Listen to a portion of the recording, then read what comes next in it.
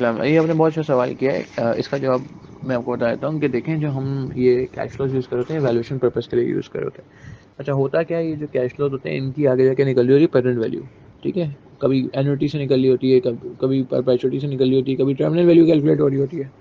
यानी कि अगर मैं इसको और आसान लफ्ज़ों में बात करूँ तो ये कैश फ्लोज आगे जाके रिपीट हो रहे होते हैं।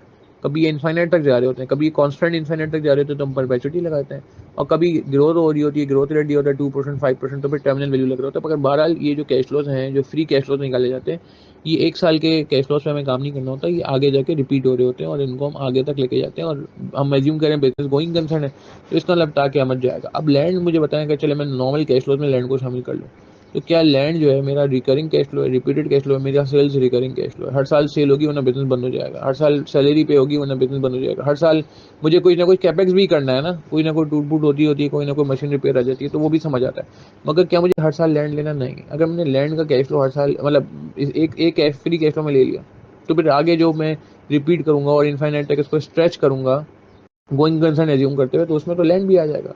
तो ऐसा तो नहीं है लैंड टॉप हो रहा है उसकी तो लाइफ इनफाइनाइट होती है, तो वन सा ब्लू मून लेता है। तो इसमें तरीकाकार ये होता है कि इस तरह के जो वन ऑफ कैश फ्लो, जैसे शॉर्ट टर्म इन्वेस्टमेंट है सीखना। शॉर्ट टर्म इन्वेस्टमेंट भी ऐसे ही है कि भाई किसी साल आपके पास फालतू पैसे आ गए, आपने थोड़े पैसे डाल दिए, मगर वो भी आपको पता नहीं है कि आपने कितने साल के लिए डाले। हो सकता है आप महीने 2 महीने बाद ही निकाल दो।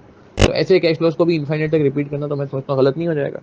तो इसीलिए हम वन ऑफ कैश फ्लोज, इनको वन ऑफ कैश फ्लोज कहते हैं, और इनको हम इंक्लूड नहीं करते अपनी वैल्यूशन में। हाँ, ये जरूर है कि वन ऑफ कैश फ्लो में जैसे रिडंडेंसी कॉस्ट है, ये मैं फर्स्ट फेज में बता रहा हूँ।